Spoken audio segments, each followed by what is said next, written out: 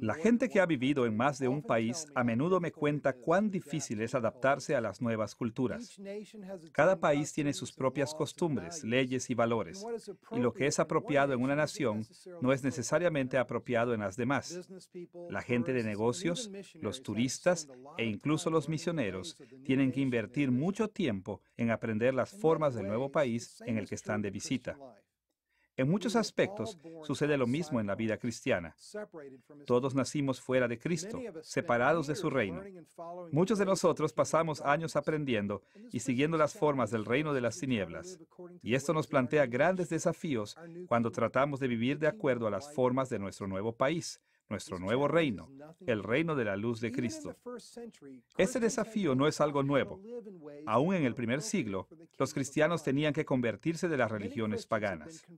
Antes de que llegaran a la fe en Cristo, habían pasado gran parte de sus vidas siguiendo las formas de Satanás, y ellos hallaban muy difícil cambiar las formas que habían aprendido, sentido y practicado. De modo que, cuando el apóstol escribió la carta a los Efesios, él se refirió específicamente a este desafío al pintar un retrato impresionante y cósmico de la vida en el reino de Dios en Cristo.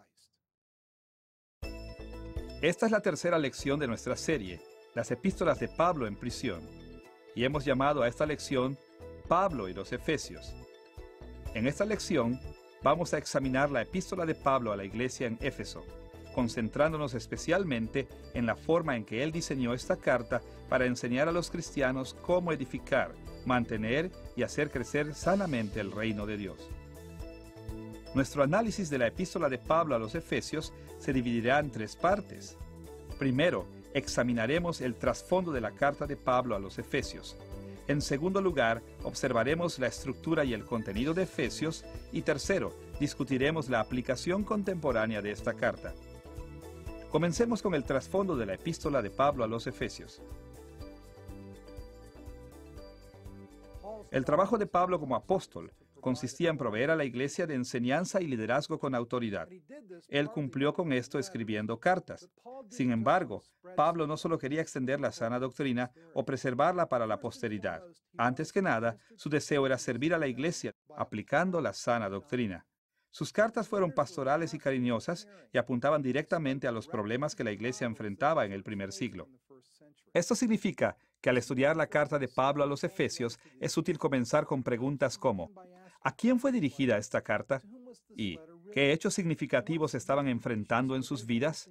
El conocer las respuestas a preguntas como estas nos ayudará a comprender mejor las enseñanzas de Pablo. A medida que analicemos el trasfondo de la carta de Pablo a los Efesios, nos concentraremos en tres aspectos. Primero, trataremos la autoría de Pablo de la carta. Segundo, identificaremos la audiencia original de la carta. Y tercero, observaremos el propósito de Pablo al escribirles a ellos. Comencemos analizando la autoría de Pablo de la carta a los Efesios. Cierto número de estudiosos modernos ha sugerido que Pablo realmente no escribió esta carta. Por el contrario, han argumentado que Efesios fue escrita por uno de los alumnos de Pablo para continuar con el legado de Pablo y aplicar sus enseñanzas en nuevas formas. Pero hay grandes razones para rechazar esta noción. Para empezar, la carta establece que fue escrita por Pablo. Escuchemos las palabras de Efesios capítulo 1, versículo 1. Pablo, apóstol de Jesucristo, por la voluntad de Dios, a los santos y fieles en Cristo Jesús que están en Éfeso. Claramente, la carta afirma proceder de Pablo. Ahora, es cierto que en la iglesia primitiva, algunos falsos maestros producían cartas falsas bajo la firma de otra gente. Pero cada vez que la iglesia descubría que una carta era falsa, la rechazaba.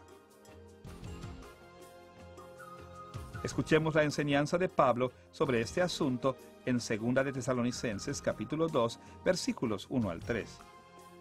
Os rogamos, hermanos, que no os dejéis mover fácilmente de vuestro modo de pensar, ni os conturbéis, ni por espíritu, ni por palabra, ni por carta como si fuera nuestra. Nadie os engañe en ninguna manera.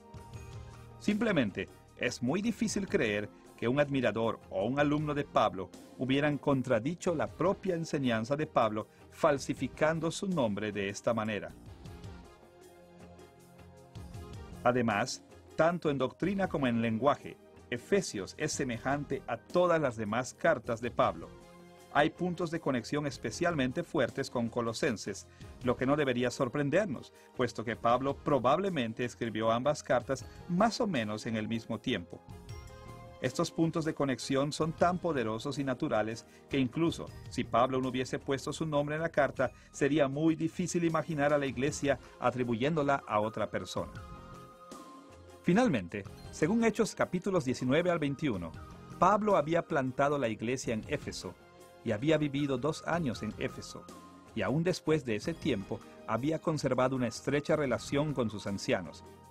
Es simplemente inimaginable que los efesios no hubieran reconocido esta carta como falsa, así como también es inimaginable la idea de que la iglesia primitiva no hubiera eliminado una carta falsa supuestamente enviada por un apóstol tan prominente a una iglesia tan prominente.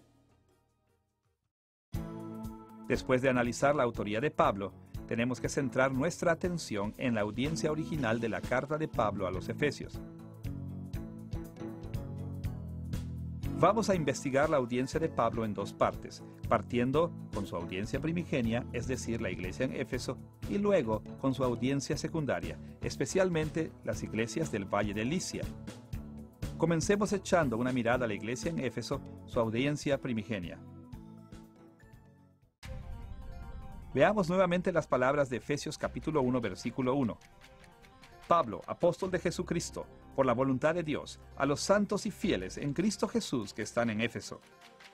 En el saludo de esta carta, Pablo identifica a la iglesia en Éfeso como su audiencia.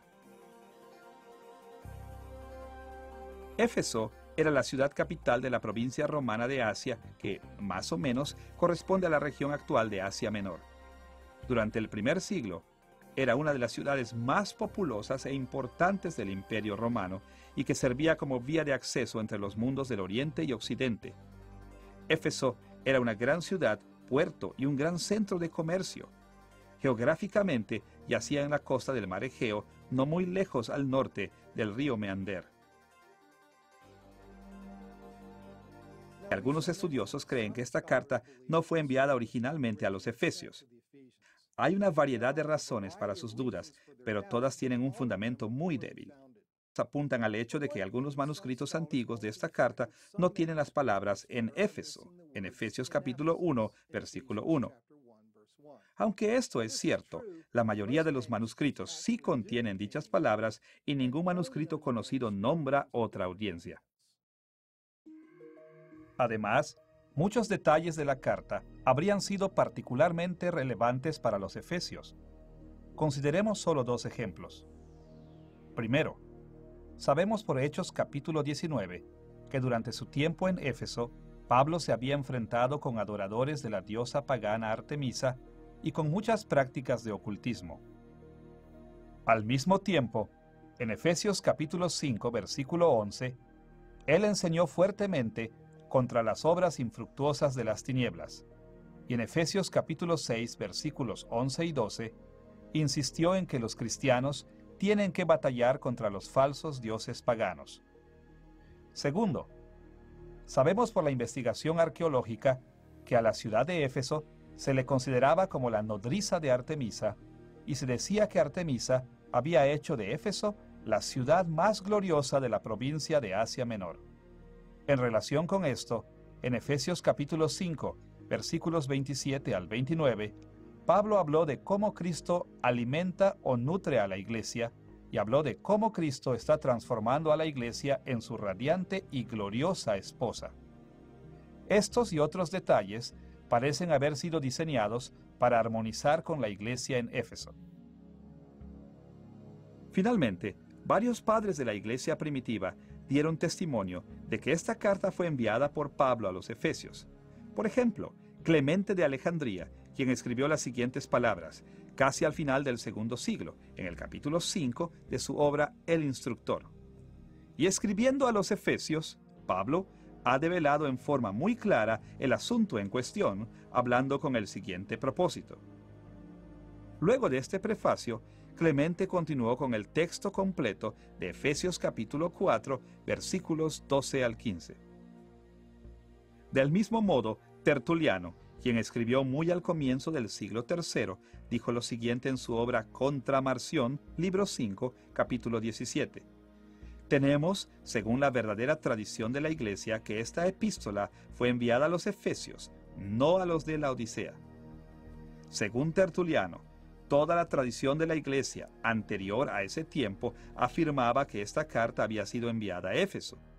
Y ningún testigo de la Iglesia primitiva contradice a Tertuliano en este punto. En resumen, a pesar de la negación de algunos eruditos modernos, hay evidencia poderosa para creer que la intención de Pablo era que esta carta fuera leída por la Iglesia en Éfeso. Ahora que hemos revisado la evidencia de que la iglesia en Éfeso fue la audiencia primigenia de Pablo, debemos centrar nuestra atención en su audiencia secundaria, particularmente en las iglesias del Valle de Licia. Hubo un número de iglesias que en el primer siglo creció en el Valle de Licia. Sabemos que hubo iglesias en las ciudades de Colosas y Laodicea, y tenemos buenas razones para suponer que también hubo una iglesia en Hierápolis. El Valle de Licia yacía al oriente de Éfeso, a lo largo de uno de los tributarios del Meander, y se conectaba con Éfeso a través de una serie de caminos. Aun cuando no se menciona a estas iglesias en la carta de Pablo a los Efesios, hay buenas razones para sospechar que Pablo al escribir las tenía en mente. Consideraremos dos tipos de evidencias que apuntan a las iglesias del Valle de Licia como audiencia secundaria de Pablo.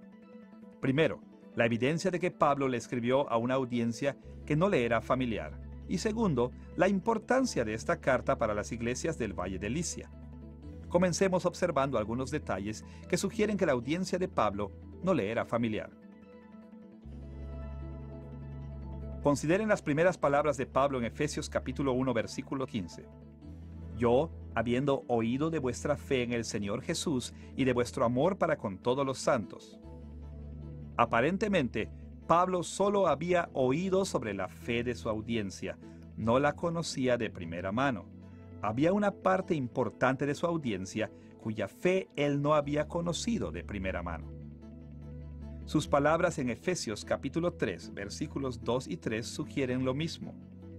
Si es que habéis oído de la administración de la gracia de Dios que me fue dada para con vosotros, que por revelación me fue declarado el misterio, como antes lo he escrito brevemente. Pablo afirmaba que su audiencia sabía de su evangelio, no porque él se lo había enseñado anteriormente, sino porque había escrito acerca de esto en los primeros capítulos de esta misma carta. Pero por supuesto que Pablo se lo había enseñado personalmente a los efesios. Otra indicación de que Pablo le escribió a una audiencia compuesta por mucha gente que no le era familiar es que su carta no contiene referencias personales. En todas sus otras cartas canónicas, Pablo indica que conocía a sus lectores personalmente al incluir cosas como los nombres de los individuos de su audiencia que él conocía, saludos a gente específica, menciones sobre el tiempo que él había pasado con sus lectores, términos familiares para dirigirse a los lectores como hermanos, expresiones del amor por sus lectores y su descripción de sí mismo como el padre espiritual de sus lectores. De hecho, la carta de Pablo a los Efesios es su única carta canónica que no contiene referencias personales. Y esto, a pesar del hecho que tenía una relación muy íntima con la iglesia en Éfeso. Esto indica que Pablo quería que su carta circulara por varias iglesias, comenzando con la iglesia en Éfeso, pero continuando con las iglesias con las que no estaba familiarizado. Luego de haber visto que la audiencia de Pablo incluía iglesias que no le eran familiares, estamos listos para examinar la evidencia de que él escribió a las iglesias en el Valle de Licia, incluyendo las de Colosas, Laodicea y Hierápolis. Podemos hallar una conexión con el Valle de Licia en el amigo de Pablo, Tíquico. Según Efesios capítulo 6, versículos 21 al 22 y Colosenses capítulo 4, versículos 7 y 8, Tíquico entregó por lo menos 2 cartas de parte de Pablo, una para la iglesia en Éfeso y una para la iglesia en Colosas. y es muy probable que las haya entregado durante un mismo viaje.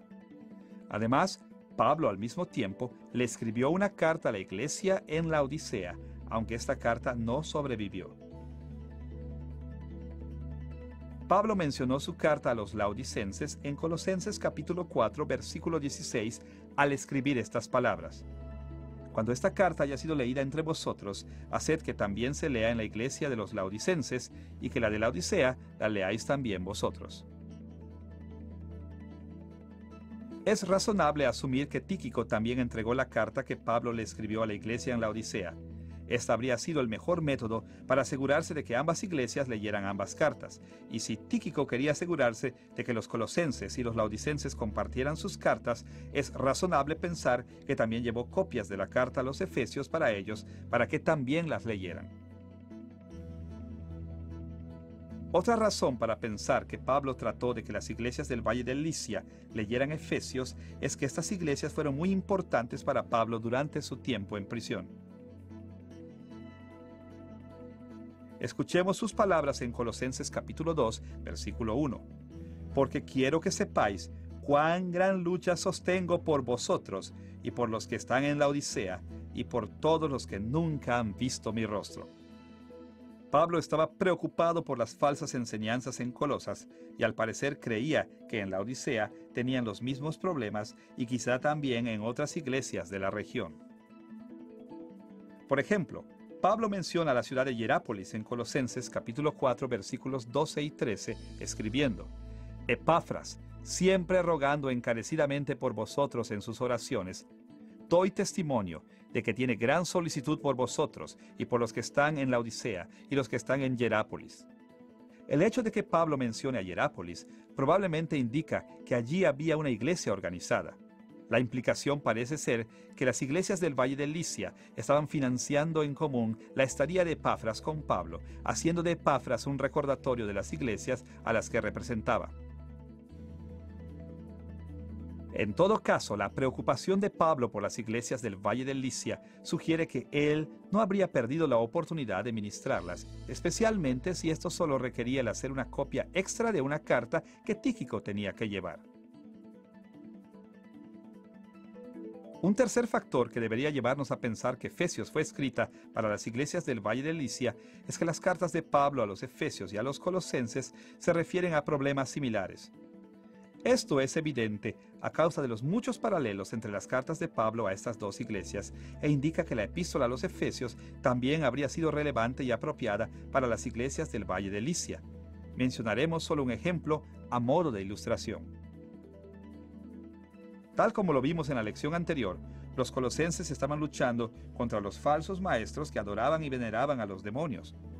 Pablo contrarrestó sus herejías, enfatizando la supereminente grandeza de Jesucristo por sobre todo el cosmos, especialmente sobre los demonios.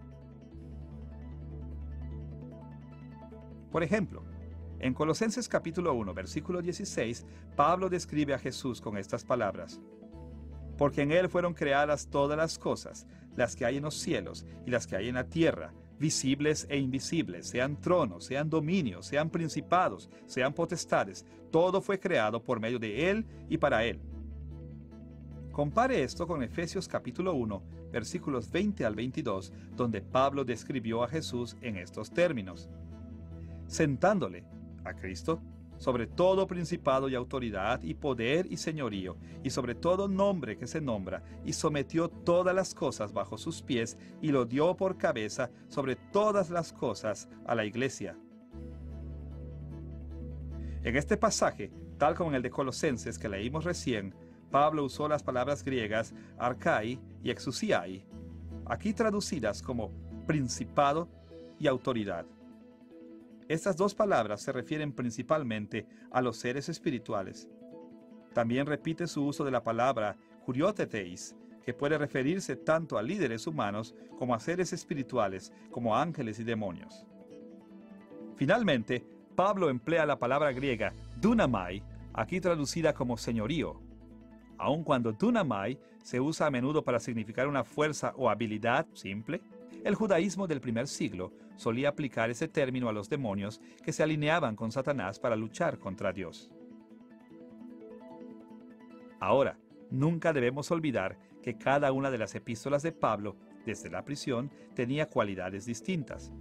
Sin embargo, el rol de Tíquico como mensajero de Pablo, la especial preocupación que Pablo tenía por las iglesias del Valle de Licia y los temas similares de Efesios y Colosenses sugieren con mucha fuerza que Pablo también tenía en mente a las iglesias del Valle de Licia cuando escribió Efesios.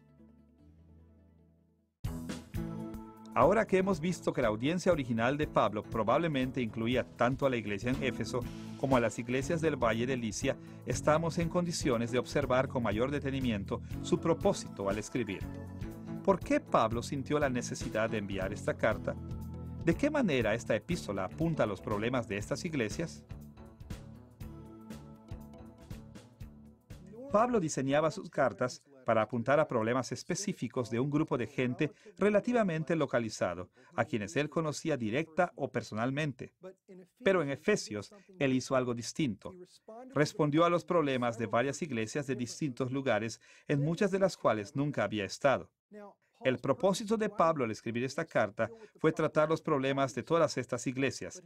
Sin embargo, su estrategia no fue tratar cada caso individualmente. Nuestra discusión sobre el propósito de Pablo se dividirá en dos secciones. Primero, consideraremos el tema del reino de Dios en la carta de Pablo a los Efesios. Segundo, veremos cómo Pablo trata los diversos desafíos de la iglesia en el contexto del reino de Dios. Veamos primero el tema del reino de Dios. La mayoría de los cristianos asocia la expresión reino de Dios con los evangelios sinópticos, Mateo, Marcos y Lucas. Pero el reino de Dios también fue un tema muy importante para Pablo. En sus cartas, él se refirió 16 veces en forma explícita al reino de Dios y usó otras expresiones similares con similar profusión. En las lecciones anteriores, enfatizamos que la escatología de Pablo, su doctrina sobre los últimos días, era central en su pensamiento. Pablo entendía que Cristo estaba trayendo a la historia a su gran clímax, comenzando con su ministerio en la tierra, continuando con la era de la iglesia y finalmente hallando su consumación en el retorno triunfal de Cristo. Pablo a menudo hablaba de la obra de Cristo en términos del traslape entre la era presente de pecado y de muerte y la era venidera en que Dios derramará sus bendiciones y maldiciones finales. Pero cuando Jesús y los escritores de los evangelios hablaron de la era venidera, generalmente la describieron en términos del reino de Dios. Ellos la veían como el tiempo en que el reino de Dios se manifestaría tanto en la tierra como en el cielo, y por supuesto Pablo creía eso también.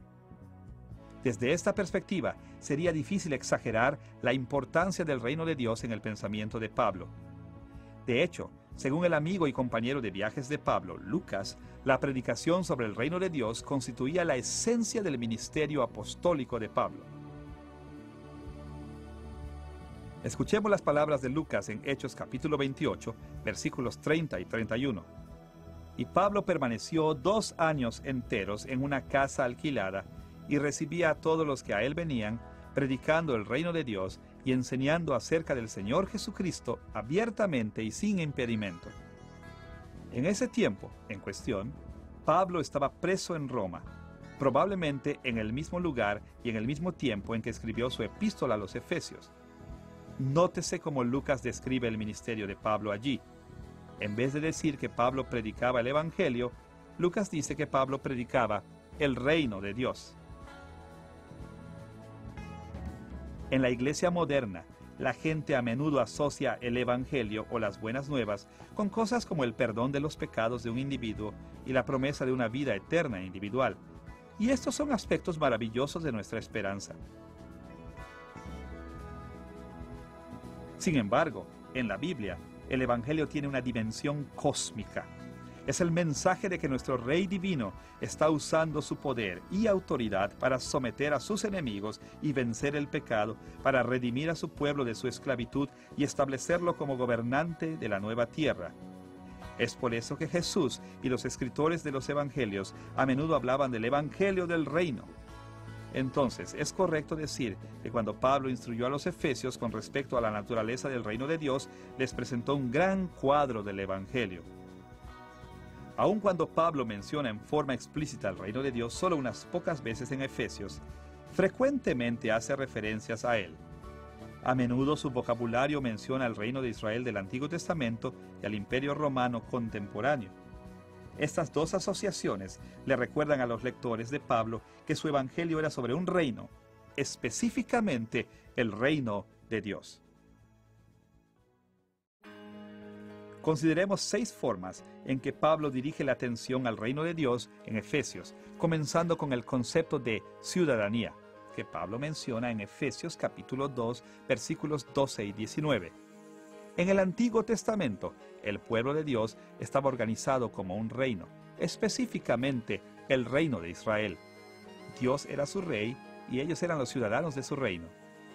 Del mismo modo, la ciudadanía más valiosa y conocida en los días de Pablo era la ciudadanía del Imperio Romano. Por estas razones, cuando Pablo hablaba de los cristianos como ciudadanos, su audiencia debe haber comprendido que ellos eran ciudadanos de un reino. Lo mismo sucede con el concepto de herencia que Pablo menciona en Efesios capítulo 1, versículos 14 y 18, igual que en el capítulo 5, versículo 5. En el Antiguo Testamento, solo a los ciudadanos del reino de Israel se les dio una herencia en la tierra prometida. En otras palabras, los derechos de herencia solo estaban disponibles para los ciudadanos de los reinos. De hecho, Pablo asoció explícitamente nuestra herencia con el reino de Dios en Efesios capítulo 5, versículo 5. Consideremos también el servicio militar que Pablo menciona en Efesios capítulo 6, versículos 10 al 18. La guerra estaba asociada muy directamente con el concepto de los reinos. En el Antiguo Testamento, todos los ciudadanos varones físicamente aptos del reino tenían la obligación de cumplir con el servicio militar, de modo que la insistencia de Pablo en que los cristianos se involucren en la batalla espiritual también implica la ciudadanía en el reino de Dios. Más aún, el dominio sobre la creación, mencionado en lugares como Efesios capítulo 1, versículo 20, al capítulo 2, versículo 6, está asociado con el reino de Dios. En el Antiguo Testamento, uno de los principales objetivos de Israel era expandir sus dominios sobre la tierra. Lo mismo era cierto respecto del Imperio Romano, de manera que, cuando Pablo enseñó que los creyentes están sentados con Cristo en posiciones de autoridad sobre toda la creación, estaba indicando que Cristo es un rey y que los creyentes son tanto ciudadanos como autoridades dentro de su reino. Incluso la referencia en Efesios capítulo 3, versículo 15, a la fuente de nuestros nombres, tiene una asociación real. En el Antiguo Testamento, al pueblo de Dios se le llamaba por su nombre porque era parte de su reino. Por ejemplo, escuchemos las palabras de Amós capítulo 9, versículos 11 y 12. En aquel día yo levantaré el tabernáculo caído de David, para que aquellos sobre los cuales es invocado mi nombre posean el resto de Edom, y a todas las naciones dice Jehová que hace esto. Cuando Dios habló de restaurar el tabernáculo de David, estaba diciendo que restauraría el reino de Israel bajo el reinado de los descendientes de David como parte del desenlace de la historia de la humanidad. Y aquellos que han sido agregados a este reino restaurado han sido llamados por el nombre de Dios. En el Imperio Romano, el dar un nombre establecía además una conexión con el reino. Específicamente, era común que aquellos a quienes se les otorgaba la nacionalidad en el imperio tomaran el nombre de quien los auspició en su obtención de la ciudadanía o el nombre del emperador que les otorgó la ciudadanía. En todo caso, tomar el nombre de otro era parte del proceso de unirse al imperio. Finalmente, en Efesios capítulo 6, versículo 20, Pablo habla de sí mismo como embajador de Dios. Tanto en el Antiguo Testamento como en las instancias romanas, un embajador era un representante oficial del rey o del emperador. En esta y en muchas otras formas, Pablo revela que su gran preocupación en esta carta está directamente relacionada con este concepto del reino de Dios. Ahora que ya hemos observado el tema del reino de Dios en la carta de Pablo a los Efesios, estamos listos para enfocarnos en los desafíos del reino de Dios a los que Pablo se refiere. Pablo menciona muchos desafíos que enfrentaron las iglesias de Éfeso y del Valle de Licia, pero en honor al tiempo, solo mencionaremos 3: el viejo hombre o la naturaleza pecaminosa que lucha contra el nuevo hombre dentro de cada creyente, animándonos a pecar; las tensiones raciales entre los cristianos judíos y los gentiles, y las fuerzas demoníacas. Primero, cuando Pablo escribió acerca de nuestra naturaleza pecaminosa y nuestros hábitos pecaminosos, él apeló al lenguaje del reino, enseñando que el pecado no debe caracterizar a los ciudadanos del reino de Dios. Por ejemplo, en Efesios capítulo 5, versículo 5, Pablo escribe estas palabras: «Porque sabéis esto, que ningún fornicario, o inmundo, o avaro que es idólatra, tiene herencia en el reino de Cristo y de Dios». Los ciudadanos del reino de Dios pueden obedecer o desobedecer a Cristo. Si obedecen siendo fieles a su Rey, ellos heredarán las bendiciones del pacto, incluyendo cosas como el perdón de los pecados y la vida eterna. Estas bendiciones son otorgadas a todos los creyentes porque en Cristo son contados como que cumplieron con el pacto en forma perfecta. Pero un ciudadano que rechaza a Cristo, rebelándose en contra del Rey y la salvación que ofrece, esa persona no tiene herencia en el reino de Cristo. Segundo, Pablo usó la figura del reino de Dios para referirse al tema de la tensión étnica o racial entre judíos y gentiles en la iglesia. Escuchemos sus palabras en Efesios capítulo 2, versículos 11 al 13. «Por tanto, acordaos de que en otro tiempo vosotros los gentiles en cuanto a la carne erais llamados incircuncisión por la llamada circuncisión. Estabais sin Cristo, alejados de la ciudadanía de Israel y ajenos a los pactos de la promesa, pero ahora en Cristo Jesús habéis sido hechos cercanos». Aquí Pablo contrasta la condición de sus lectores gentiles incircuncisos antes de que llegaran a la fe en Cristo con su condición después de que llegaran a la fe. Antes de que llegaran a la fe eran extranjeros en vez de ciudadanos de Israel, el reino de Dios en la tierra. Pero una vez que los gentiles llegaron a la fe, se transformaron en ciudadanos legítimos del reino. Pablo dice también que entonces los gentiles aún estaban ajenos a los pactos de la promesa. Los pactos del Antiguo Testamento eran nacionales, eran tratados teocráticos entre Dios e Israel. Eran los acuerdos legales por medio de los cuales Dios administraba su reino en la tierra. Una vez que Cristo insertó a los gentiles en el reino de Dios, ellos quedaron bajo la autoridad de estos pactos nacionales, y como resultado de esto, se les hizo merecedores de las bendiciones del pacto.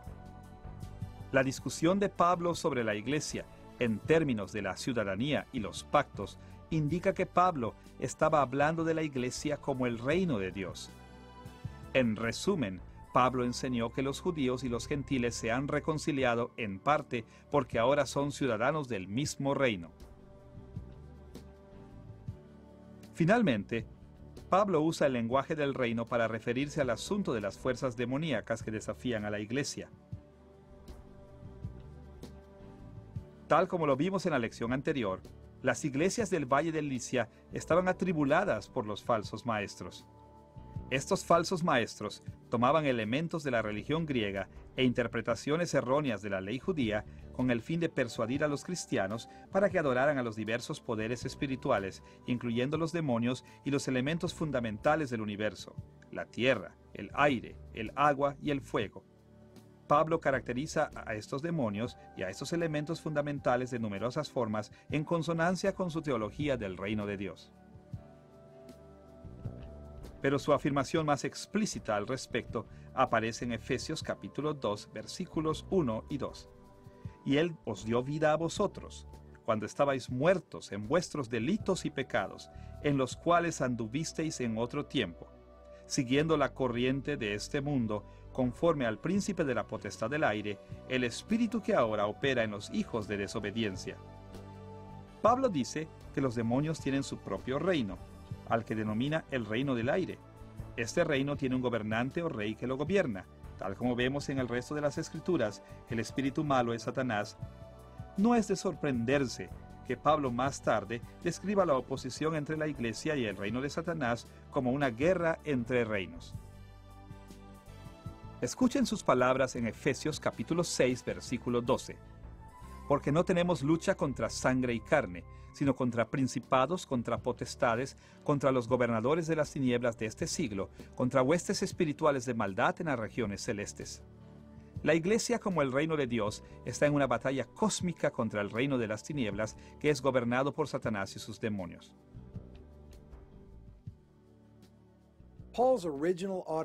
La audiencia original de Pablo tenía una gran variedad de problemas, desde el pecado personal a la tensión racial, al paganismo y a los demonios. Y Pablo determinó que la mejor forma de referirse a estos diversos problemas era relacionándolos todos en un tema común. De modo que los reunió todos a la luz de la amplia realidad cósmica del reino de Dios en Cristo, presentando a sus lectores el gran cuadro de lo que Dios estaba llevando a cabo. El Señor había creado de nuevo a su pueblo, dándole la ciudadanía en su reino, de modo que ya no fueran esclavos de sus naturalezas pecaminosas o del reino de Satanás. Él los había llamado y les había dado el poder de vivir en armonía el uno con el otro, compartiendo las bendiciones de su reino, y los había armado contra sus enemigos demoníacos. Al apelar de esta manera al tema del reino de Dios, Pablo les dio a estas congregaciones de la iglesia primitiva una manera de concebir la vida cristiana como un todo y de animarlas a vivirla con amor y dedicación. Ahora que hemos explorado el trasfondo de la epístola de Pablo a los Efesios, estamos en posición de analizar la estructura y el contenido de la carta de Pablo a la iglesia en Éfeso. La epístola a los Efesios se puede dividir en 5 secciones principales. Incluye una salutación en el capítulo 1, versículos 1 y 2. Adoración a Dios en el capítulo 1, versículos 3 al 14. Una explicación de la constante oración de Pablo por los Efesios en el capítulo 1, versículos 15 al 23.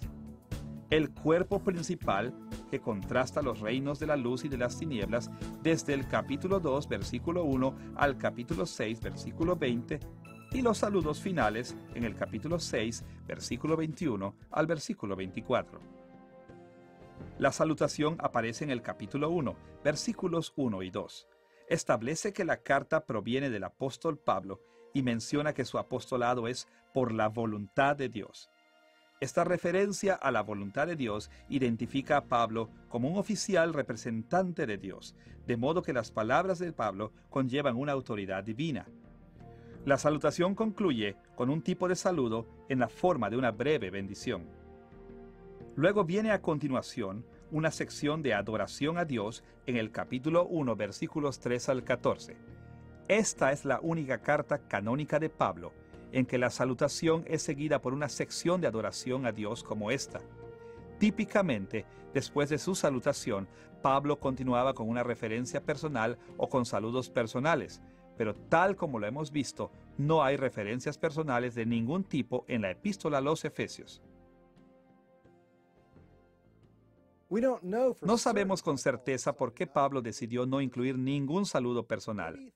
Puede que haya pensado que una sección de adoración funcionaría mejor en una carta circular, o puede que haya querido preparar el camino para las secciones doctrinales siguientes. Algunos han visto esta sección como el comienzo de un diálogo de oración que se extiende por los primeros 3 capítulos. Otros han apuntado que en el mundo antiguo las doxologías al rey eran comunes en los escritos oficiales. En todo caso, las razones de Pablo para estructurar la carta de esta manera fueron complejas. Puede que sea difícil imaginarse cuáles fueron los motivos de Pablo para incluir esta adoración, pero no es difícil reconocer su contenido. Podemos concentrarnos en cosas como su fuerte teología trinitaria a través de estos versículos, honrando explícitamente la obra del Padre, del Hijo y del Espíritu Santo, o su énfasis en la salvación a través del sacrificio de Jesucristo en el versículo 7, o la revelación del misterio del Evangelio en el versículo 9, o la promesa de nuestra gloria futura asegurada por el don del Espíritu Santo en los versículos 11 al 14. Todas estas ideas son dignas de atención. Pero hay una idea más amplia, que no solo incluye todos estos hilos de la adoración de Pablo, sino que además explica muchos más detalles mencionados en este pasaje. Y no es de sorprenderse que esta idea sea el reino de Dios. Por ejemplo, en los versículos 4 y 5, Pablo honra a Dios por su gobierno soberano, adorándolo por predestinar a ciertos individuos para ser un pueblo especial. En los versículos 9 y 10, Pablo además alaba a Dios por su gobierno soberano sobre toda la creación que eventualmente pondrá todas las cosas bajo el dominio de Cristo. Más allá de esto, en los versículos 5 al 7, Pablo adora la gracia de Dios para con su pueblo. Dios ha demostrado su misericordia, adoptando, redimiendo y perdonando a su pueblo. Era común en la antigüedad que los reyes ejercieran grandes actos de misericordia con sus pueblos, aun cuando los actos de misericordia de Dios claramente exceden a cualquiera ofrecido por gobernantes meramente humanos. Y en el versículo 14, Pablo adora a Dios por nuestra herencia en Cristo. Esto se refiere al reino de Dios porque en el capítulo 5, versículo 5, Pablo identifica nuestra herencia como una herencia en el reino de Cristo y de Dios, y porque los derechos de herencia solo pertenecen a los ciudadanos del reino. Luego de esta adoración introductoria, la próxima sección es una oración por los lectores de Pablo, que se halla en Efesios capítulo 1, versículos 15 al 23. La oración de Pablo consiste esencialmente en tres partes: su gratitud por los creyentes a quienes les escribe, una doble petición de que el Espíritu Santo los ilumine y una explicación explayada sobre esa iluminación. La oración de Pablo repite los mismos elementos que vemos en la sección anterior de alabanza. Incluye una fuerte teología trinitaria, honra explícitamente la obra del Padre, del Hijo y del Espíritu Santo en el versículo 17. Enfatiza que la salvación viene a través del sacrificio de Jesucristo en los versículos 19 al 20. Su principal petición es, en los versículos 17 al 19, por una mayor revelación del Evangelio en la forma de una iluminación que permita a los creyentes comprender las bendiciones que han recibido. Y habla en el versículo 18 de la esperanza de nuestra gloria futura. Y tal como en la sección de adoración, la idea principal del reino de Dios provee el contexto en el que se mencionan todas estas otras ideas. Al explorar el tema del reino de Dios en la adoración de Pablo, nos concentramos en tres detalles. Dios, gobernante soberano, que incluye su poder y su autoridad. La gracia de Dios, que consiste en las cosas buenas que Él libremente nos da, y nuestra herencia en Cristo, que incluye todas las bendiciones del pacto de Dios con su pueblo. Y no es de sorprenderse de que estos tres elementos del reino también estén presentes en su oración. Pablo menciona la soberanía de Dios cuando habla de la supereminente grandeza del poder y del poder de la fuerza del Padre en el versículo 19, y cuando habla de Cristo siendo entronizado por sobre todas las otras autoridades en el versículo 21.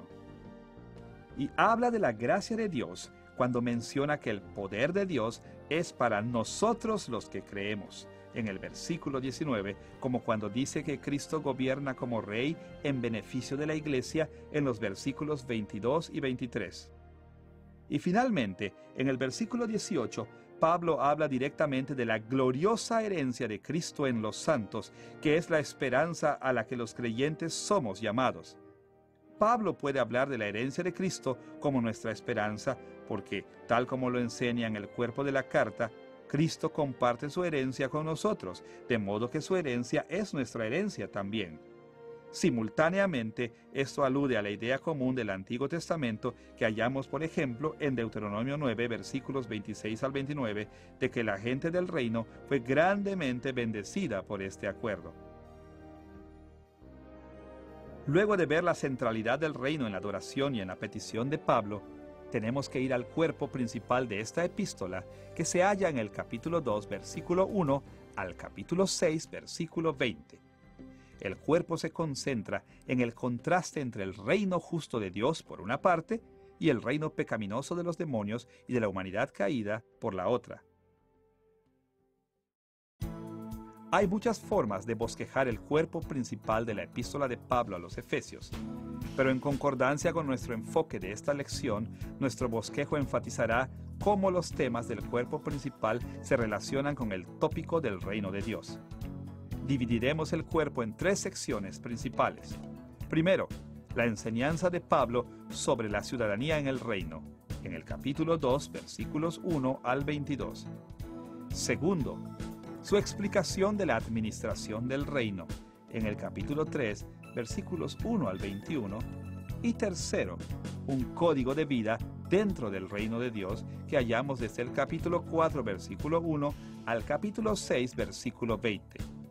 Observaremos con mayor detalle cada una de estas secciones. Comencemos entonces observando la ciudadanía en el reino de la luz, en el capítulo 2, versículos 1 al 22. La enseñanza de Pablo sobre la ciudadanía en el reino de luz de Dios se puede dividir en 3 secciones. Primero, Efesios capítulo 2, versículos 1 al 3, se concentra en el hecho de que los seres humanos caídos nacen en el reino de las tinieblas y son enemigos de Dios por naturaleza. Segundo, Efesios capítulo 2, versículos 4 al 10, detalla la forma en que Dios nos concede la ciudadanía en su reino, transfiriéndonos desde el reino de las tinieblas al reino de la luz. Tercero, Efesios capítulo 2, versículos 11 al 22, trata sobre la naturaleza de nuestra ciudadanía en el reino de la luz. Primero, Pablo recuerda a sus lectores que la raza humana es pecaminosa y caída.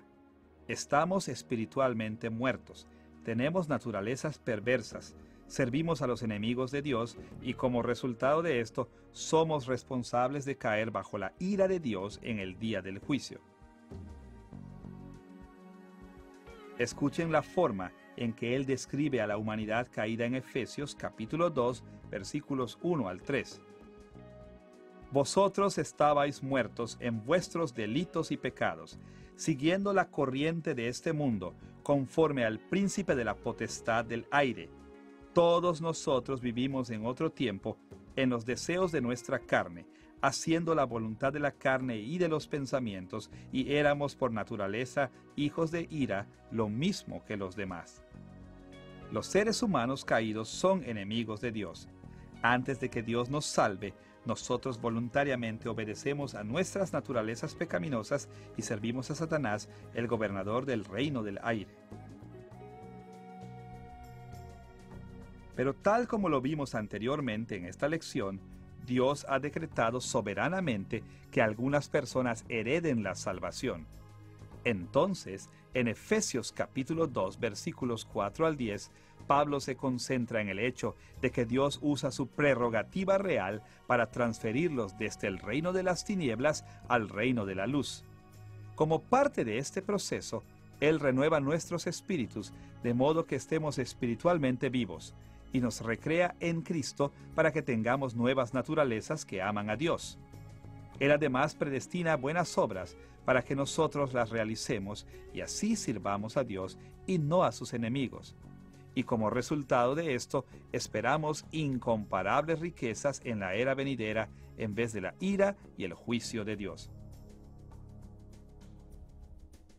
El último tópico que Pablo trata en esta sección es la forma en que Dios ahora ha cumplido el ideal del Antiguo Testamento de reunir a judíos y gentiles en un solo reino bajo el gobierno soberano de Dios. A través de todo el Antiguo Testamento se menciona este ideal.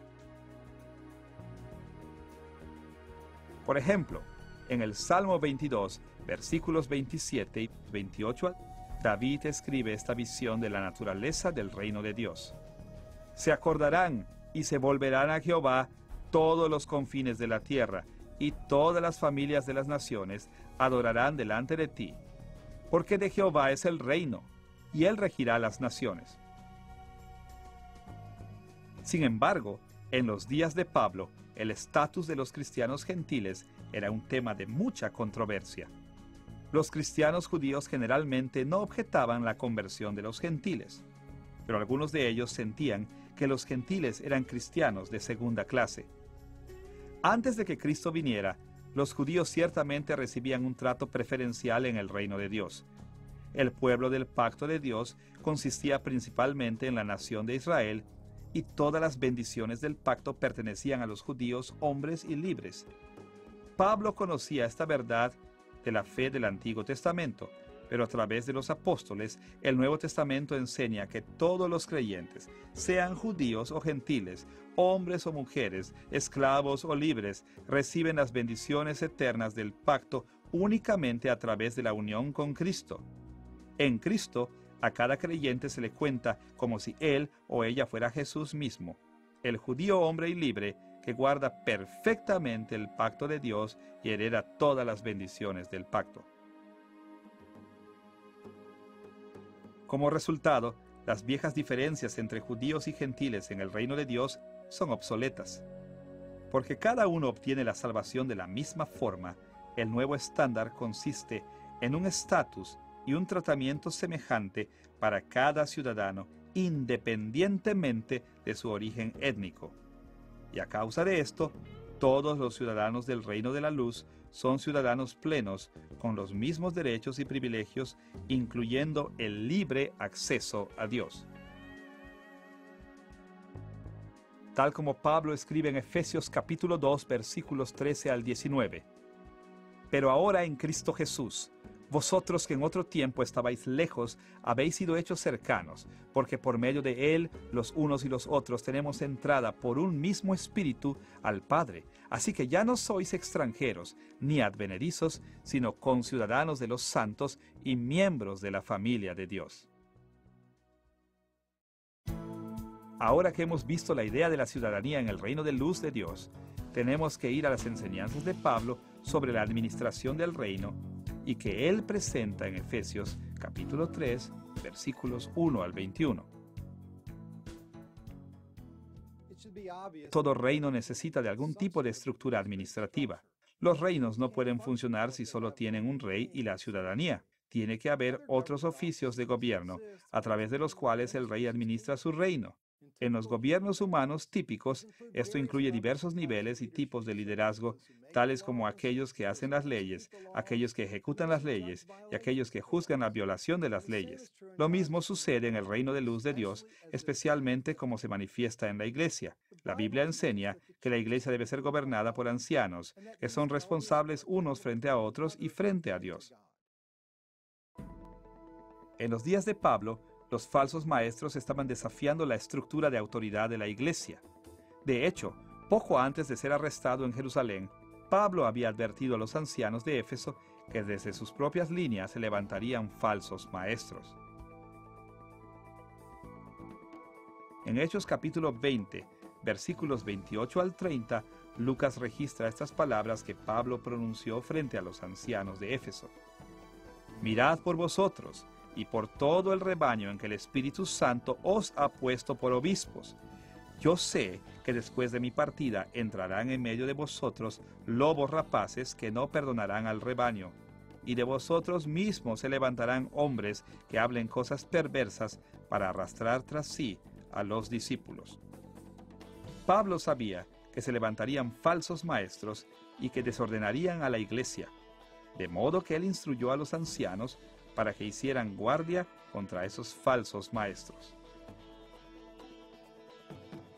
Pero, ¿qué le dio a Pablo la autoridad para asignar esta tarea a los ancianos y condenar a los falsos maestros? Bueno, en los días de Pablo había otro oficio eclesiástico por medio del cual Dios administraba su reino y que existió como un oficio fundacional, pero que ya no existe hoy. Y este fue el oficio de apóstol. Fue ejercido por aquellos a quienes Dios mismo eligió y entrenó, y que estuvieron personalmente con el Señor Jesucristo resucitado, hombres como Pablo. Los apóstoles fueron investidos con la autoridad de Dios y gobernaron en forma infalible sobre toda la iglesia, incluyendo a los ancianos. En Efesios capítulo 3, versículos 2 al 7, Pablo describe su autoridad apostólica en relación con la administración del reino de Dios. Escuchemos sus palabras ahí. Si es que habéis oído de la administración de la gracia de Dios que me fue dada para con vosotros, que por revelación me fue declarado el misterio, que en otras generaciones no se dio a conocer a los hijos de los hombres, como ahora es revelado a sus santos apóstoles y profetas por el Espíritu. Yo fui hecho ministro de este Evangelio, por el don de la gracia de Dios que me ha sido dado según la operación de su poder. Los apóstoles poseyeron una gracia especial de Dios que les dio el poder y la autoridad para su ministerio, y la revelación especial de Dios que les enseñó la verdad infalible. Y a ellos Dios les asignó la tarea de enseñar esta revelación a la iglesia. Entonces, como un apóstol, Pablo tenía la obligación y el derecho de explicar las reglas del reino de Dios a sus ciudadanos y de condenar a aquellos que se levantaban en su contra. Dios nombró a Pablo como su representante oficial en la tierra, su apóstol, y este apostolado hizo que la palabra de Pablo fuera autoritativa, como si hubiera sido pronunciada por Dios mismo. Pero, ¿por qué era tan importante la autoridad de Pablo en este punto de su epístola a los Efesios? Para ponerlo en forma simple, la iglesia necesita saber en quién confiar. Si hemos de agradar a Dios, tenemos que estar informados, tenemos que saber lo que Dios requiere de nosotros. Pero en los días de Pablo había tantos falsos maestros circulando que era difícil saber cuáles eran realmente los requerimientos de Dios. Los falsos maestros decían una cosa y el liderazgo establecido de la iglesia decía otra. Pablo resolvió este problema haciendo uso de su autoridad apostólica. Les recordó a sus lectores que dado que él era un apóstol, su autoridad y su discernimiento eran mayores que los de los demás. Ningún falso maestro podía alegar ser un apóstol y, por lo tanto, ningún falso maestro podía tener el discernimiento de Pablo o hablar con autoridad divina. Pablo, por otra parte, pronunció las palabras de Dios al pueblo de Dios para liderarlos en la verdad. Muy sabiamente, la enseñanza de Pablo sobre la administración del reino no terminó con su afirmación de autoridad, sino con una oración que hallamos en Efesios capítulo 3, versículos 14 al 21. Pablo había sido misionero, pastor y apóstol por suficiente tiempo como para saber que la gente no reconoce o acepta la verdad solo porque la oyen. Él sabía que él tenía las palabras de vida, pero también sabía que él no podía hacer que la gente caída creyera en ellas. Entonces oró para que el Espíritu Santo iluminara sus mentes, para que ellos aceptaran su autoridad y su enseñanza. Y oró para que, como consecuencia, ellos vivieran en una manera que edificara el reino de Dios y bendijera a sus ciudadanos. Ahora que hemos revisado las ideas de ciudadanía y administración en relación con el reino de Dios, debemos ir al código de vida en el reino de luz, registrado en el capítulo 4, versículo 1 al capítulo 6, versículo 20. Este código de vida del reino contiene muchas y diferentes instrucciones sobre el comportamiento cristiano, pero puede resumirse de la siguiente forma. Leemos sobre el orden eclesiástico en el reino en Efesios capítulo 4, versículos 1 al 16. La purificación del reino en el capítulo 4, versículo 17 al capítulo 5, versículo 20. El orden doméstico en el reino en el capítulo 5, versículo 21 al capítulo 6, versículo 9. Y finalmente, la lucha del reino en el capítulo 6, versículos 10 al 20. La sección sobre el orden eclesiástico del reino que se halla en Efesios capítulo 4, versículos 1 al 16, se concentra principalmente en las posiciones de liderazgo, influencia y autoridad en la iglesia. Y la enseñanza de Pablo enfatiza las formas en que estos roles operan en conjunto por el bien de todos. Los ciudadanos no deben ser envidiosos de los demás, sino apreciar las contribuciones hechas por sus hermanos y hermanas. Cuando cada persona realiza las tareas que le asignaron, beneficia a Cristo. Y porque beneficia a Cristo, beneficia a todo el reino. Consideren a este respecto las palabras de Pablo en Efesios capítulo 4, versículo 8. Por lo cual dice, subiendo a lo alto, llevó cautiva la cautividad y dio dones a los hombres. En este pasaje, Pablo hace referencia al Salmo 68, versículo 18, que presenta al Señor como un rey victorioso que regresa de la batalla. En el Salmo 68, el Señor recibe los despojos de guerra de sus enemigos vencidos. Pablo, sin embargo, se concentra en lo que el Señor hace con estos regalos. Tal como los reyes antiguos, Él los comparte con su ejército. Entonces, en un sentido muy real, estos dones no solo benefician a Cristo, sino a la gente de su reino. Pablo describe algunos de estos dones en Efesios capítulo 4, versículos 7 al 12. Pero a cada uno de nosotros fue dada la gracia conforme a la medida del don de Cristo.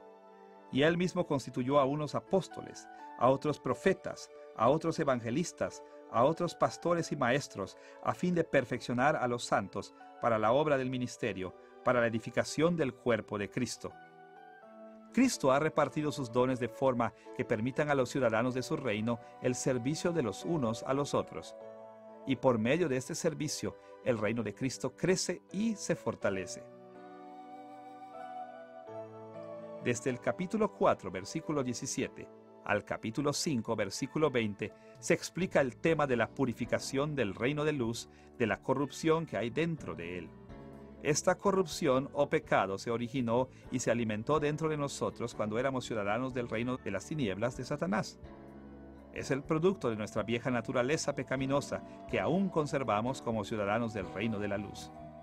Pero aquellos que son ciudadanos del reino de la luz, que son creyentes, tienen además una nueva naturaleza en la que pueden confiar para superar su pecado.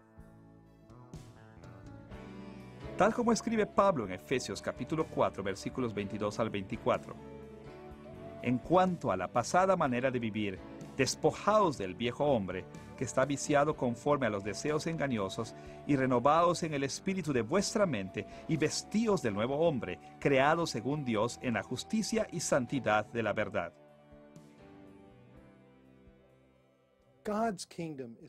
El reino de Dios debe ser lo más moralmente puro posible. Tiene que reflejar el carácter de su rey, y esto en beneficio de todo el reino. Después de todo, Dios bendice y recompensa la pureza moral. Entonces, evitando el pecado y realizando buenas obras, los ciudadanos incrementan la santidad del reino y aseguran su herencia en él. El tema del orden doméstico en el reino de luz es tratado en Efesios capítulo 5, versículo 21 al capítulo 6, versículo 9. Esta sección habla de mantener las estructuras de poder apropiadas que existen en nuestros hogares y de la forma en que cada parte dentro de las relaciones de autoridad debe relacionarse con los demás. En muchas maneras, esta sección es similar a la enseñanza de Pablo sobre el orden eclesiástico que hallamos en Efesios capítulo 4, versículos 1 al 16. En esa sección, Pablo enseña que todos deben honrar y respetar a quienes sustentan posiciones de liderazgo, influencia y autoridad en la iglesia, y enseña que aquellos que están en una posición de liderazgo trabajan por el beneficio de todos. En esta sección sobre el orden doméstico, Pablo afirma las estructuras de autoridad entre esposos y esposas, padres e hijos, y amos y esclavos, y enseña a cada parte de estas relaciones a funcionar en formas que honren y beneficien a todas las partes. Y nuevamente, la razón es que estas estructuras optimizan la vida en el reino de Dios. Finalmente, en el capítulo 6, versículos 10 al 20, Pablo habla de la guerra entre el reino de la luz y el reino de las tinieblas. Aquí Pablo habla del hecho de que en el reino de la luz todos son llamados a servir en el ejército de Dios y a pelear la guerra espiritual contra el reino de las tinieblas. Pablo resume esta sección final del cuerpo de la carta en Efesios capítulo 6, versículos 11 y 12, donde escribe estas palabras: Vestíos de toda la armadura de Dios, para que podáis estar firmes contra las acechanzas del diablo, porque no tenemos lucha contra sangre y carne, sino contra principados, contra potestades, contra los gobernadores de las tinieblas de este siglo, contra huestes espirituales de maldad en las regiones celestes. El diablo y su reino pelean contra la iglesia y el reino de la luz, y nuestro reino divino exige nuestra lealtad en esta batalla. Para asegurarnos de que podremos permanecer firmes contra nuestros enemigos, Él nos viste con su armadura y nos arma con su palabra. La última sección de la epístola de Pablo a los Efesios es la conclusión y se encuentra en Efesios capítulo 6, versículos 21 al 24. En este breve pasaje, Pablo ofrece una oración de bendición e indica que Tíquico había de entregar esta carta. Ahora que hemos investigado el trasfondo de la epístola de Pablo a los Efesios y hemos explorado su estructura y contenido, estamos listos para referirnos a la aplicación contemporánea de la enseñanza de Pablo dirigida originalmente a los Efesios. Nuestra aplicación de la carta de Pablo a los Efesios se dividirá en tres partes, moviéndonos de los aspectos más concisos a los aspectos más amplios del reino de Dios. Primero, hablaremos acerca de honrar al rey. Segundo, discutiremos la edificación del reino. Y tercero, nos referiremos al tópico de conquistar el cosmos. Comencemos con el tema de honrar al rey.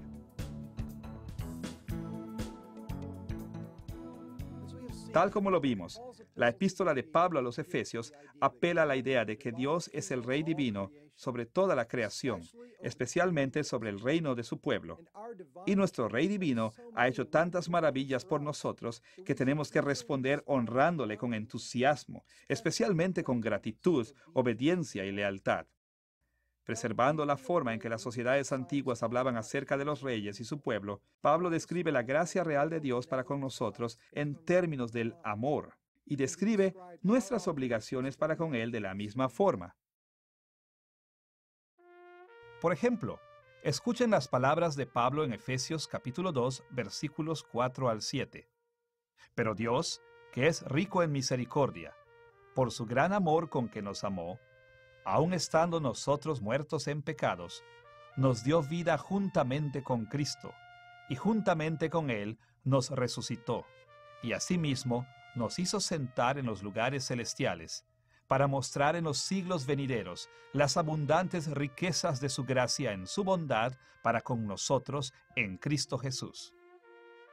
Este pasaje es parte del argumento más amplio de Pablo que explica cómo Dios nos hace ciudadanos de su reino. Y su punto en estos versículos es que Dios demuestra su amor cuando nos regenera, nos transfiere a su reino, nos sitúa en una posición de honor y de autoridad y nos entrega nuestra herencia. En el mundo antiguo, los reyes a menudo expresaban amor por sus súbditos y también exigían que sus súbditos los amasen a ellos. En este contexto nacional, la palabra amor describe fidelidad y devoción, tal como incluso hoy nosotros hablamos de amar a nuestros países. Y esto se expresaba principalmente con benevolencia y protección por parte del rey y con obediencia y lealtad por parte de sus súbditos. Y eso es lo que vemos precisamente en la descripción que Pablo hace del amor de Dios por su pueblo. Los hechos históricos del Evangelio prueban que Dios está comprometido con la gente de su reino y que nos valora en gran manera. Su fidelidad para con nosotros se demuestra a través de su benevolencia y protección, las que se expresan en hechos como nuestra predestinación, la muerte de Cristo por nosotros, la regeneración de nuestros espíritus, nuestra ciudadanía en el reino de Dios, nuestra unión con Cristo, el Rey Celestial, y la gloria que heredaremos en el futuro. Y dado que Dios ha hecho todo esto tan maravilloso por nosotros, estamos obligados a honrarlo en retribución. Escuchen la oración de Pablo en Efesios capítulo 3, versículo 17 al capítulo 4, versículo 1. Para que seáis plenamente capaces de comprender con todos los santos cuál sea la anchura, la longitud, la profundidad y la altura, y de conocer el amor de Cristo, que excede a todo conocimiento. A Él sea gloria en la Iglesia en Cristo Jesús, por todas las edades, por los siglos de los siglos. Amén. Yo pues, preso en el Señor, os ruego que andéis como es digno de la vocación con que fuisteis llamados. En este pasaje, Pablo extrae dos aplicaciones del amor de Dios. Primero, honra a Dios en una adoración doxológica, dándole la gloria a Él. Segundo, Pablo exhorta a sus lectores a honrar a Dios con su obediencia, viviendo una vida digna. Veamos con más detalle esas dos formas en que hemos de honrar a Dios, comenzando con la alabanza y la adoración que hemos de rendirle, para luego concentrarnos en nuestras vidas de obediencia para con Él. Vayamos primero a la alabanza y la adoración. En Efesios capítulo 5, versículos 19 y 20, Pablo instruye explícitamente a sus lectores a que honren a Dios con alabanza y adoración escribiendo estas palabras: hablando entre vosotros con salmos, con himnos y cánticos espirituales, cantando y alabando al Señor en vuestros corazones, dando siempre gracias por todo al Dios y Padre, en el nombre de nuestro Señor Jesucristo. Los cristianos siempre tienen que estar agradecidos por todas las bendiciones de Dios, y nuestra gratitud sincera hemos de expresarla con salmos, con himnos, con canciones espirituales y con música en nuestros corazones. Estas son las formas de alabanza y adoración, sea que las expresemos externamente a los demás o internamente solos con el Señor. Además de instruirnos para alabar a Dios, Pablo incluye varios modelos de alabanza para nosotros, incluyendo su alabanza introductoria en Efesios capítulo 1, versículos 3 al 14, y su oración doxológica en Efesios capítulo 3, versículos 14 al 21. Ambos pasajes nos muestran cómo honrar a Dios con una alabanza y una doxología similares. Tal como lo vimos en ambas secciones, Pablo se concentra en la obra de cada persona de la Trinidad: el sacrificio de Jesús, la revelación de Dios para con nosotros y la gloria futura que Dios ha preparado para nosotros. Y él menciona estas cosas en el contexto de honrar a Dios por su reinado sobre nosotros, hablando del gobierno soberano de Dios, su gracia para con nosotros y nuestra herencia en Cristo. Ahora, estas no son las únicas formas aceptables de honrar a Dios como Rey. Por el contrario, tal como Pablo lo enseña en Efesios capítulo 5, versículos 19 y 20, tenemos que honrar a Dios por todo, no solo por estas pocas cosas. Sin embargo, es importante reconocer que cuando honramos a Dios en alabanza y adoración, es correcto reconocer cosas específicas que Él ha hecho. Además de alabar y adorar a Dios, Pablo nos enseña a rendirle obediencia a nuestro Rey Divino como una forma de honrarlo. Una forma en la que hemos de expresar nuestra obediencia a Dios es permaneciendo ferviente y persistentemente leales a Él, dejando los poderes y los principados. Tal como lo describe Pablo en Efesios capítulo 5, versículos 8 al 10. Porque en otro tiempo erais tinieblas, mas ahora sois luz en el Señor. Andad como hijos de luz, comprobando lo que es agradable al Señor. Nosotros éramos ciudadanos del reino de las tinieblas de Satanás, pero ahora nuestras lealtades han cambiado. Dado que Dios nos ha salvado, le debemos obediencia, le debemos a Él dejar atrás nuestras formas pecaminosas del reino de las tinieblas y vivir de una forma que agrade a nuestro nuevo Señor y Rey. Pablo escribe nuevamente sobre esta lealtad en Efesios capítulo 6, versículo 24, donde pronuncia esta bendición condicional: la gracia sea con todos los que aman a nuestro Señor Jesucristo con amor inalterable. Nuestro amor por el Señor debe ser inalterable, es decir, permanente, devoto, persistente y que nunca se acaba.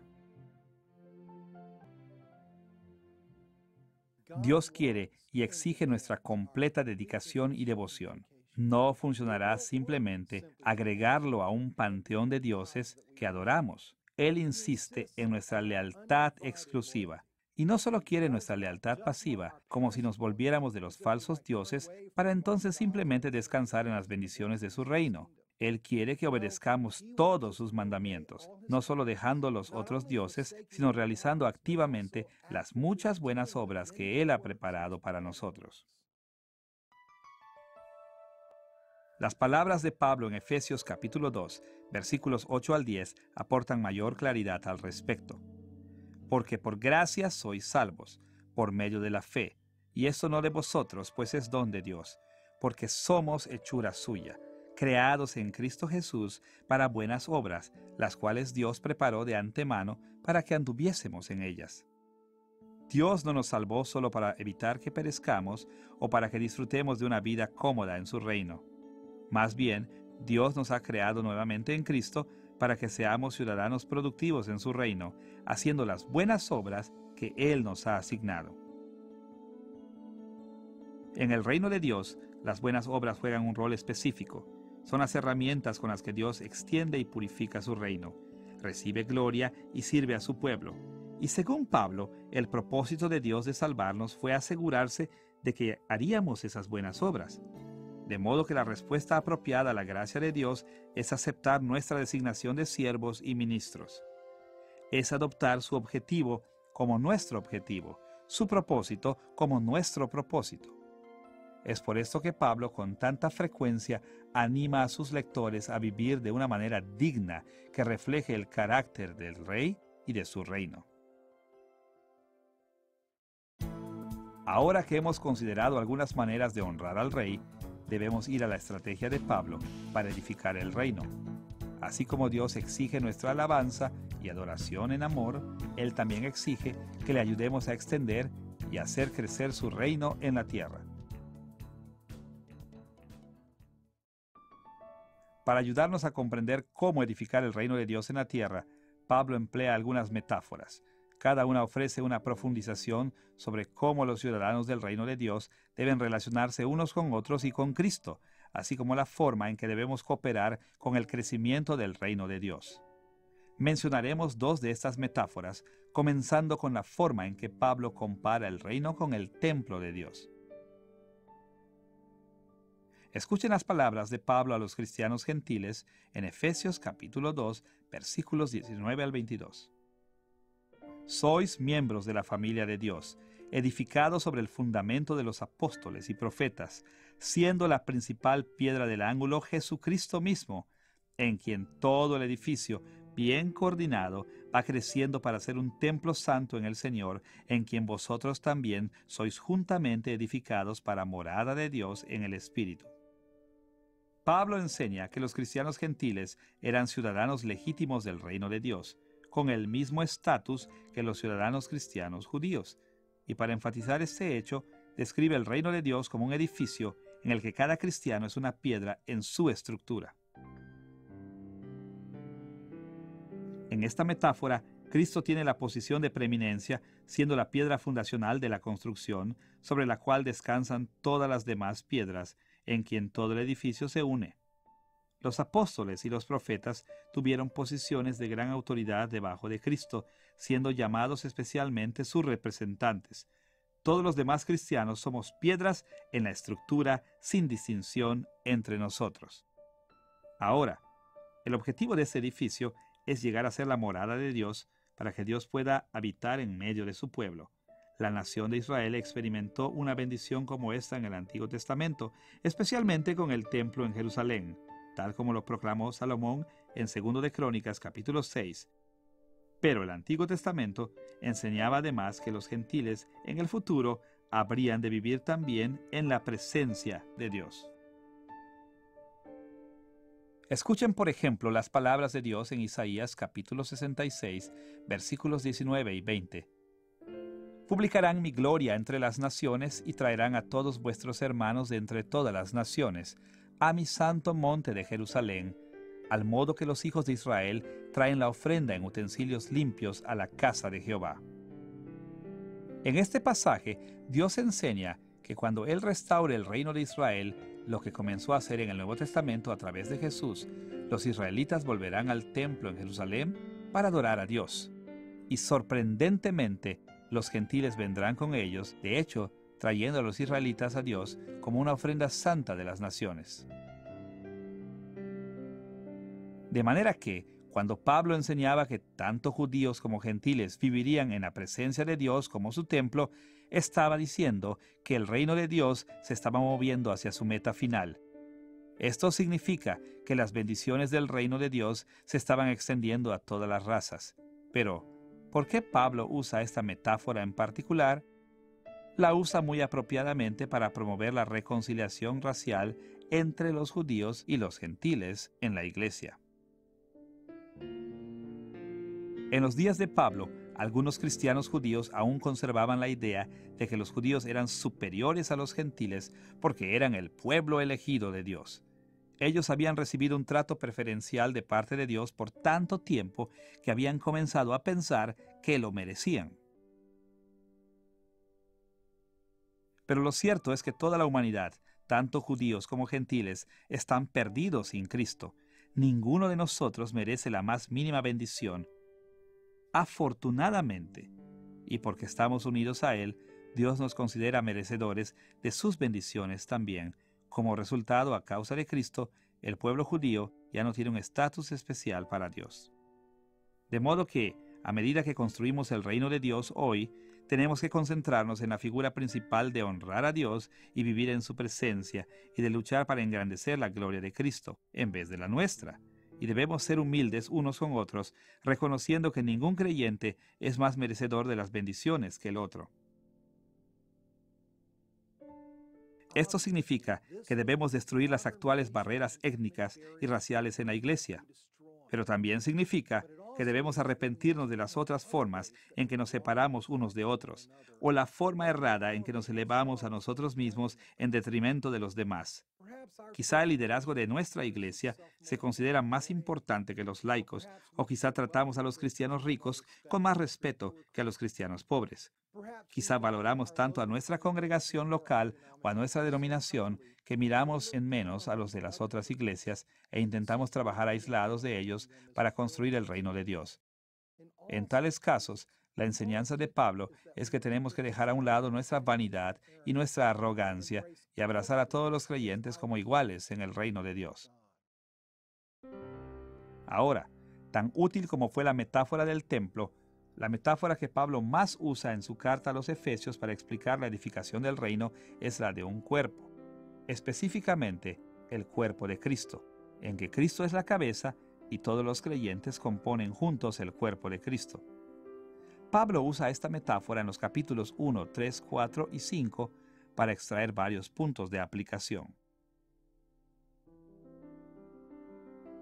Él presenta esta metáfora en Efesios capítulo 1, versículos 20 al 23, con estas palabras: resucitándole de los muertos y sentándole a su diestra en los lugares celestiales, sobre todo principado y autoridad, y sometió todas las cosas bajo sus pies, y lo dio por cabeza sobre todas las cosas a la iglesia, la cual es su cuerpo, la plenitud de aquel que todo lo llena en todo. Tal como la metáfora del templo, esta también describe el reino de Dios. Cristo ha sido sentado como Rey en el cielo y gobierna en beneficio de su pueblo, la iglesia. Pablo continúa con esta imagen en Efesios capítulo 3, versículo 6, agregando que los gentiles son coherederos y miembros del mismo cuerpo y copartícipes de la promesa en Cristo Jesús por medio del Evangelio. Nuevamente, se hace evidente en este pasaje el énfasis de Pablo en la reconciliación racial.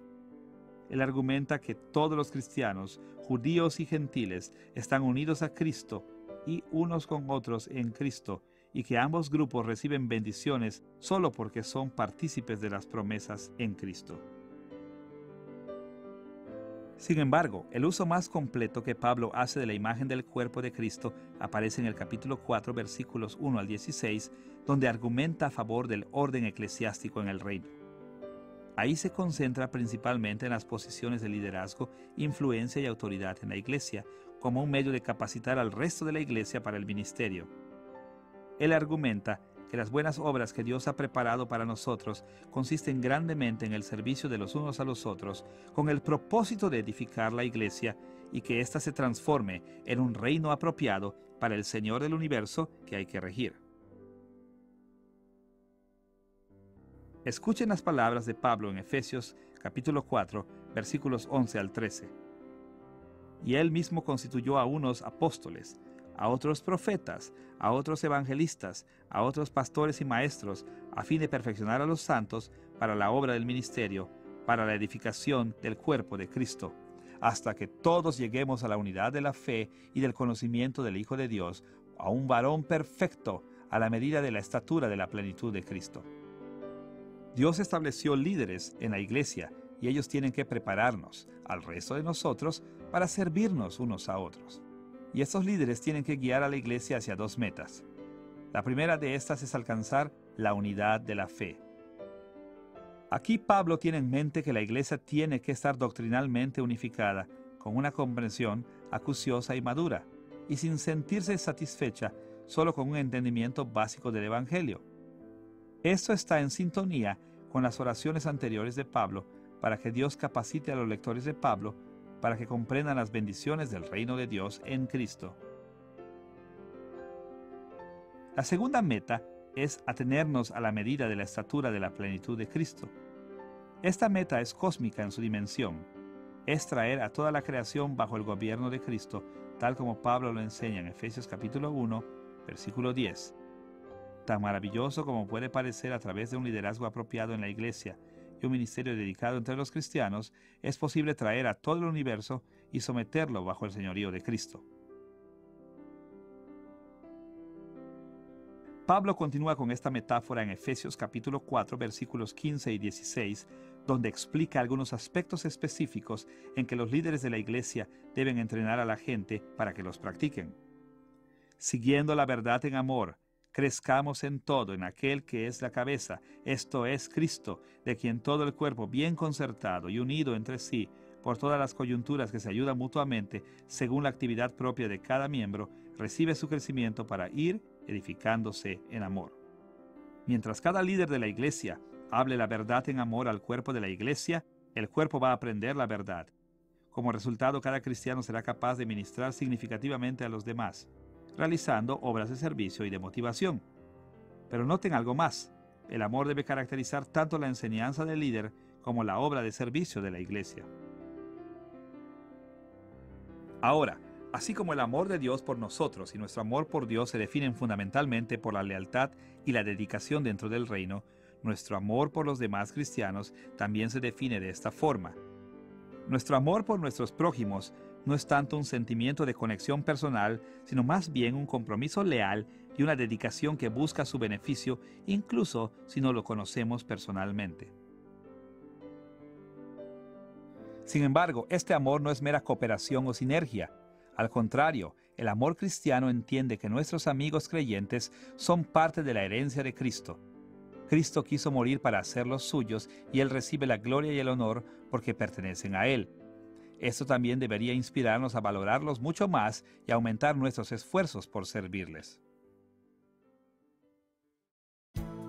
Ahora que hemos explorado los aspectos de honrar al Rey y edificar el reino, debemos ir a nuestro último tema, la conquista del cosmos. Jesús ya es el Rey de la Iglesia, pero viene el día cuando Él vencerá a todos sus enemigos y gobernará sobre todo el universo. Tal como lo vimos, el reino de Dios a menudo coexiste o está traslapado con la era presente de pecado y de muerte. Durante este tiempo, las fuerzas de Dios, incluyendo su iglesia, luchan contra el reino de los demonios y la humanidad caída. Pero Jesús finalmente volverá, y cuando lo haga llevará a efecto el juicio final en contra de sus enemigos, aniquilando para siempre su habilidad de resistírsele. La victoria futura sobre los poderes de las tinieblas es segura, pero hasta que ese día llegue, estamos obligados a perseverar y luchar contra ellos. Pero incluso en el tiempo presente de pecado y de muerte, tenemos ventaja en la batalla contra las fuerzas demoníacas.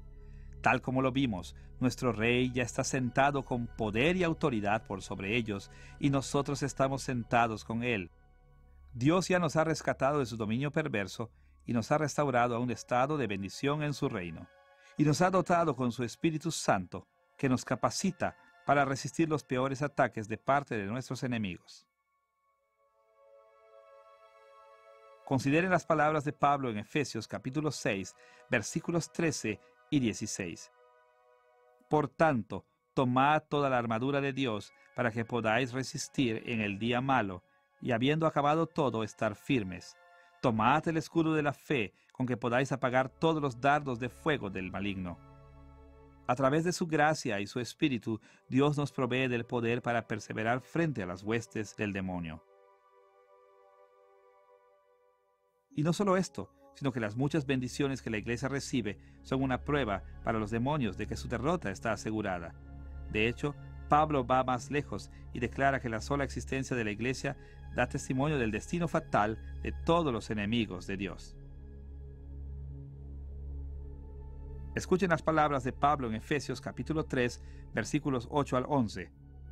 A mí, que soy menos que el más pequeño de todos los santos, me fue dada esta gracia de anunciar entre los gentiles el evangelio de las inescrutables riquezas de Cristo y de aclarar a todos cuál sea la dispensación del misterio escondido desde los siglos en Dios que creó todas las cosas, para que la multiforme sabiduría de Dios sea ahora dada a conocer por medio de la Iglesia a los principados y potestades en los lugares celestiales conforme al propósito eterno que hizo en Cristo Jesús nuestro Señor. Aún antes de la creación de la humanidad, Dios planificó el usar a su iglesia para revelar su gloria a los enemigos demoníacos. Pero Él guardó esto como un secreto hasta el tiempo de Cristo.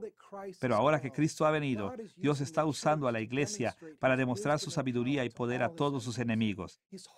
Está presentando a la iglesia como un ejemplo de su capacidad de vencer hasta el complot más grande del diablo, como una demostración de poder para reconciliar todas las cosas consigo mismo.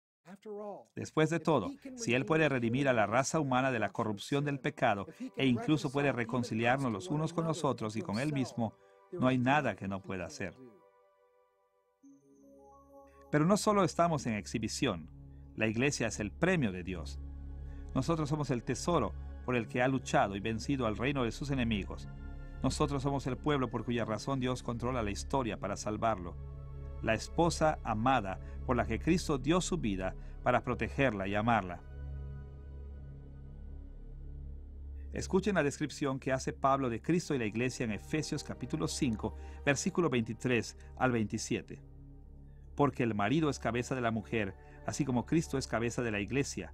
Cristo amó a la iglesia y se entregó a sí mismo por ella, a fin de presentársela a sí mismo una iglesia gloriosa, que no tuviese mancha, ni arruga, ni cosa semejante, sino que fuese santa y sin mancha.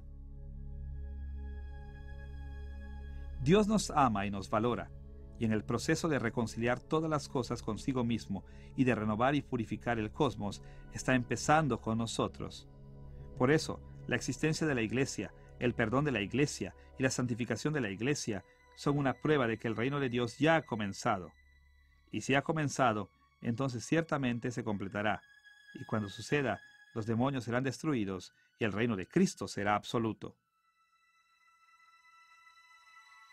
Tal como lo escribió Pablo en Efesios capítulo 1, versículos 22 y 23. Sometió todas las cosas bajo sus pies y lo dio por cabeza sobre todas las cosas a la iglesia, la cual es su cuerpo y la plenitud de aquel que todo lo llena en todo. Estas palabras de Pablo son impactantes. Cristo ha sido exaltado como el Rey del universo para que la iglesia pueda ser bendecida. Nosotros somos su plenitud, su cuerpo, somos su complemento.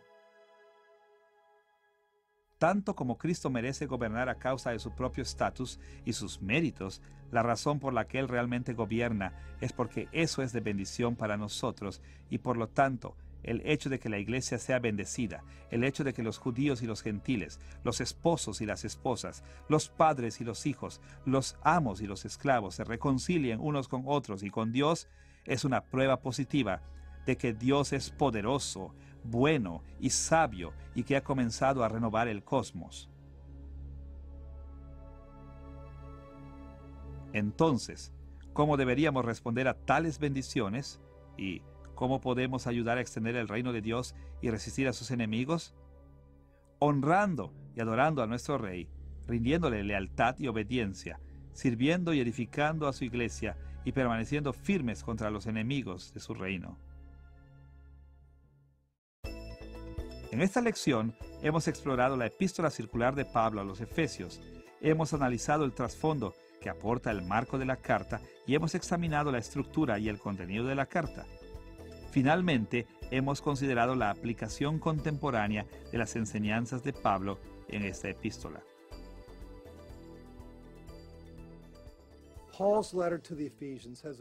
La carta de Pablo a los Efesios tiene una lección muy importante que enseñarnos hoy. Nos enseña que la salvación no solo se trata de individuos que han sido redimidos de sus pecados, sino que se trata de edificar, mantener y hacer crecer el reino de Dios. Estaremos mejor preparados para resistir a sus enemigos, vivir en formas que agraden a Dios y obtener sus bendiciones para nosotros y para nuestros amigos creyentes.